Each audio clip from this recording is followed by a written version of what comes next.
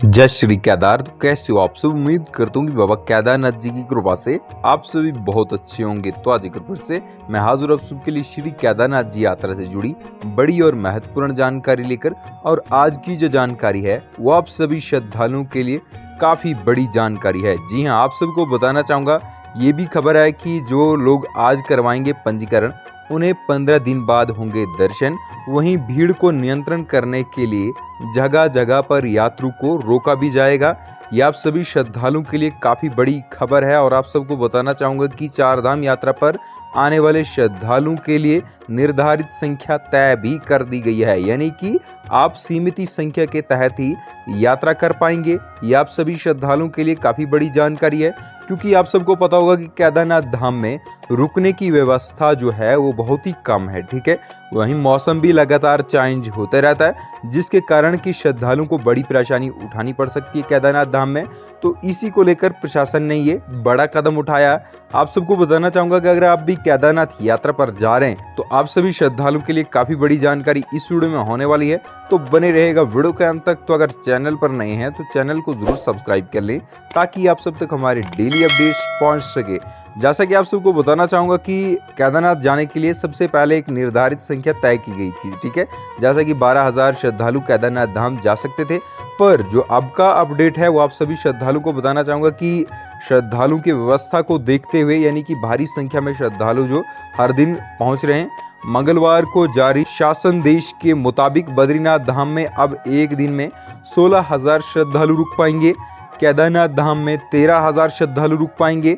गंगोत्री में 8,000 श्रद्धालु और यमुनोत्री धाम में 5,000 यात्री दर्शन कर पाएंगे। ठीक है, यात्रियों की संख्या निर्धारित करने के बाद पंजीकरण काउंटर पर अब यात्रियों को दर्शन करने की नई तारीख मिलेगी। ठीक है, TGMO कंपनी के सचिव हिम्मत सिंह रावत ने बताया कि जो यात्री अपना प्लान बनाकर अपने घर से चल रहे हैं, यदि ऋषिकेश पंजीकरण के दौरान उन्हें 15 दिन बाद ही तिथि दर्शन के लिए मिलती है तो वह परेशान हो जाएंगे। ठीक है, सरकार को व्यवस्था दुरुस्त कर केदारनाथ धाम में दर्शन करने वालों की संख्या 30,000 करनी चाहिए।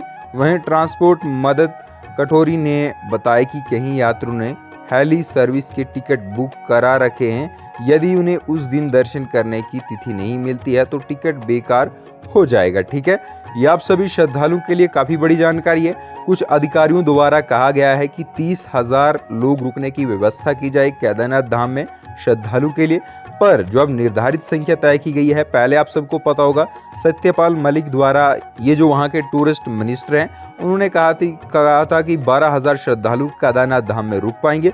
पर उसके बाद जो पुष्कर सिंह धामी वहाँ के चीफ मिनिस्टर का बयान आया था, उसमें उन्होंने संपूर्ण तरीके से कहा था कि कोई भी निर्धारित संख्या केदारनाथ या फिर चार धाम यात्रा पर आने वाले श्रद्धालुओं के लिए नहीं रखी जाएगी। ठीक है, पर अब का जो अपडेट है वो एक बार फिर से यही है कि हजार यानी कि हर एक धाम में 1,000 लोगों की व्यवस्था बढ़ाई गई है।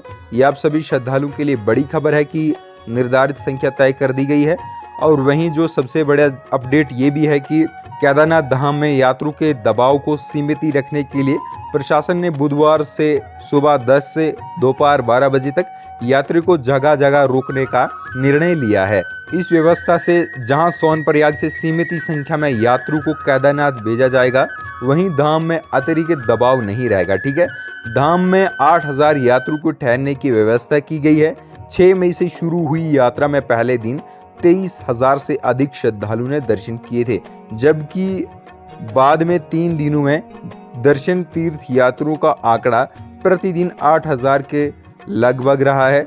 धाम में सुबह से रात तक हजारों यात्रियों के होने से असुविधा पर असर पड़ रहा है, जिन्हें ध्यान में रखते हुए प्रशासन ने अब व्यवस्था यात्रियों को लेकर कमर कस दी है। बुधवार से जिला मुख्यालय रुद्रप्रयाग, तिलवाड़ा, अगस्त्यमुनि, गुप्तकाशी और सोनप्रयाग में सुबह 10 से 12 बजे तक यात्रियों को रोका जाएगा। ठीक है, इस दौरान यात्रियों को आसपास के मठ मंदिरों में भी भेजा जाएगा।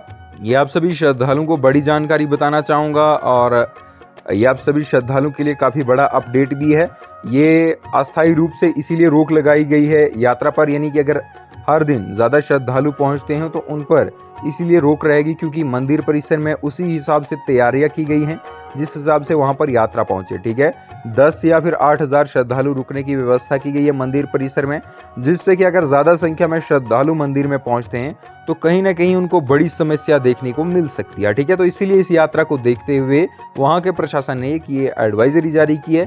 वहीं आप सबको बताना चाहूँगा 25,000 श्रद्धालु बाबा केदारनाथ धाम के लिए रवाना भी हुए हैं। ठीक है, बाबा केदारनाथ के दर्शनों के लिए श्रद्धालुओं का उत्साह अपने चरम पर है। मंगलवार को प्रशासन ने सोनप्रयाग से धाम के लिए 25,000 यात्रियों को रवाना किया है, जिसमें 70% लोग देर शाम तक धाम पहुंचे गए हैं। मंगलवार को धाम में दर्शन के लिए यात्रियों की 1.5 किलोमीटर लंबी लाइन लगी रही। और ये आप सुन रहे हैं ना, एक बार फिर से आपको रिपीट कर दूं। ठीक है, 1.5 किलोमीटर लंबी लाइन लगी रही।